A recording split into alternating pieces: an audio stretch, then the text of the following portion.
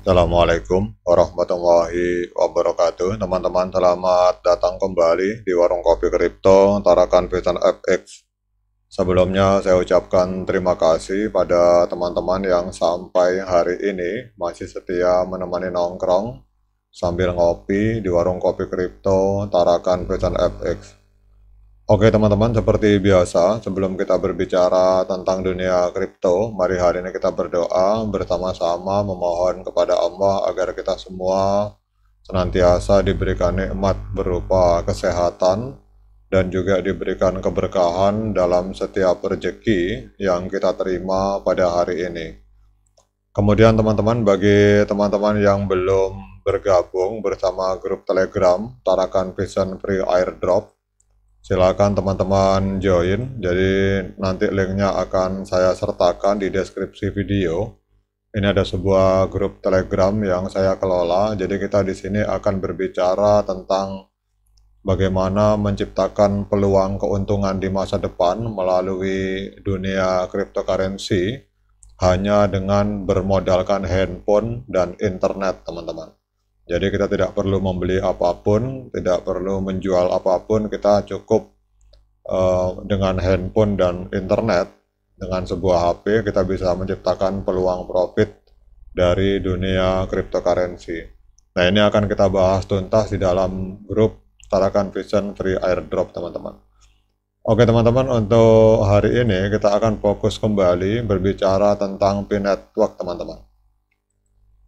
Ada sebuah pertanyaan dalam sebuah diskusi, jadi ada yang menyatakan bahwa harga Pi Network pada saat open mainnet ini memang selalu menjadi hal yang sangat panas kalau kita bicara, teman-teman, karena banyak pro dan kontra soal berapa harga Pi.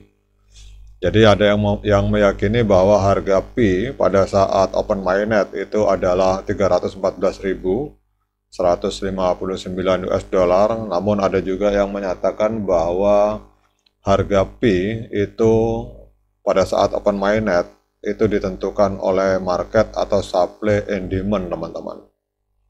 Nah, pertanyaannya dari kedua pendapat tadi yang mana yang benar, teman-teman? Nah, kemudian ada lagi yang menyatakan bahwa loh mas, kok harganya sesuai supply and demand?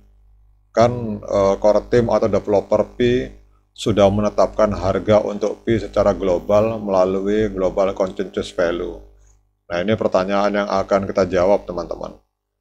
Jadi kalau kita berbicara dari white paper, mungkin teman-teman masuk saja ke mainpi.com. Jadi dalam white paper Pi, harga Pi itu tidak ditetapkan oleh tim inti atau developer Pi Network, teman-teman. Itu menurut white papernya Pi. Jadi harga dari koin Pi yang misalkan katakanlah kita mendengar tentang harga global consensus value yang lagi rame, itu sebenarnya bukan yang menentukan, bukan core team, teman-teman, bukan Nicholas Kokalis, tetapi itu adalah pergerakan yang dibuat oleh sahabat-sahabat kita, terutama yang dipimpin oleh Ibu Doris Yin, teman-teman.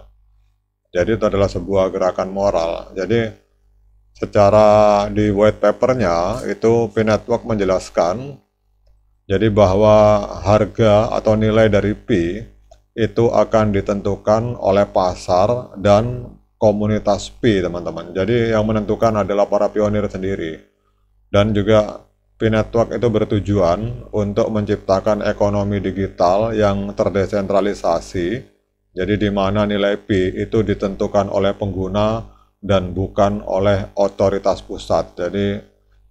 Jadi yang menentukan nilai dari Pi itu bukan otoritas pusat, teman-teman. Jadi bukan core team. Jadi itulah sebenarnya inti atau semangat dari sebuah blockchain atau teknologi kripto, teman-teman. Jadi bagaimana agar selama ini kan kita tahu bahwa dalam perekonomian global harga mata uang fiat itu dikendalikan oleh para oligarki, para pemegang kekuasaan, tetapi di dalam dunia kripto, seperti katakanlah dalam white papernya, itu core team menyatakan bahwa sifat dari Pi Network ini adalah desentralisasi, artinya tidak ada otoritas terpusat yang menentukan harga dari koin Pi. Jadi yang menentukan harganya siapa?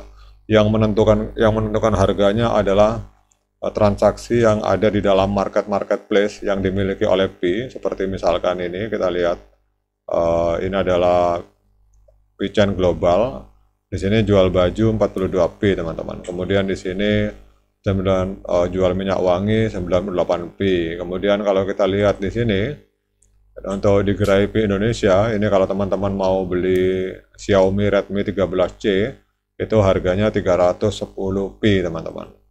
Jadi yang menentukan harga dari Pi itu bukan core team, bukan dari developernya, karena kalau misalkan core team yang menentukan harga dari koin Pi, maka secara otomatis Pi melanggar hukumnya sendiri teman-teman, karena di dalam hukum desentralisasi dalam sebuah proyek blockchain, sifat yang paling penting itu bahwa sebuah koin itu tidak diatur harganya oleh otoritas terpusat. Jadi beda dengan mata uang fiat teman-teman yang dikeluarkan oleh bank sentral. Jadi ada beberapa poin penting dari white paper Pi yang terkait dengan harga Pi teman-teman. Jadi Pi akan didistribusikan secara gratis kepada para pengguna yang berkontribusi pada jaringan. Jadi kita lihat di sini untuk core team wallet ini kan kita tahu bahwa bahwa total supply dari Pi itu ada 100 miliar. Ini kita lihat di dompetnya core team ini hari ini ada di angka 61 miliar teman-teman. Jadi sudah disetorkan ke market, ke berbagai tempat. Ini ada sekitar sudah puluhan miliar teman-teman. Berarti kalau 61 miliar 100 dikurangi 61 ya katakanlah kita bulatkan sekitar 40 miliar koin Pi telah beredar di pasar teman-teman. Jadi kontribusi ini distribusi ini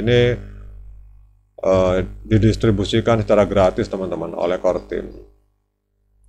Jadi tujuannya apa? Agar tidak terjadi sentralisasi. Jadi kalau kita berbicara tentang blockchain itu sifatnya desentralisasi bukan sentralisasi teman-teman. Jadi kalau mata uang fiat itu pasti ada bank sentral, katakanlah Bank Indonesia.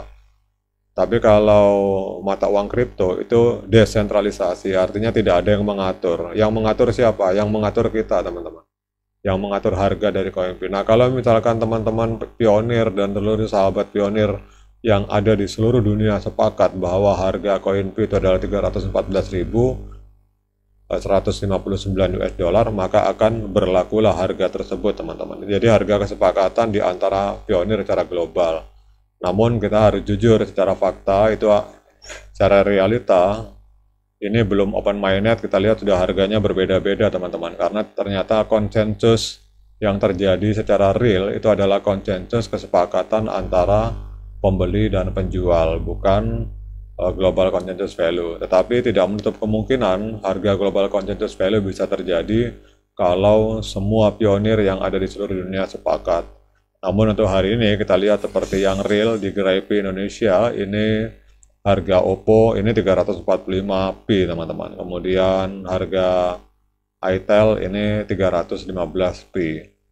Jadi demikian update informasi teman-teman. Kalau ada yang bertanya apakah core team menetapkan harga Pi secara global, maka jawabannya tidak teman-teman. Karena kalau misalkan core team menetapkan harga Pi, berarti core team telah melanggar prinsip desentralisasi yang ada di dalam white papernya sendiri. Oke teman-teman, demikian semoga bisa dipahami. Tetap semangat reporternya, ignore the hater. Bagi yang ngopi jangan lupa diseruput kopinya. Sekian dari saya, assalamualaikum warahmatullahi wabarakatuh.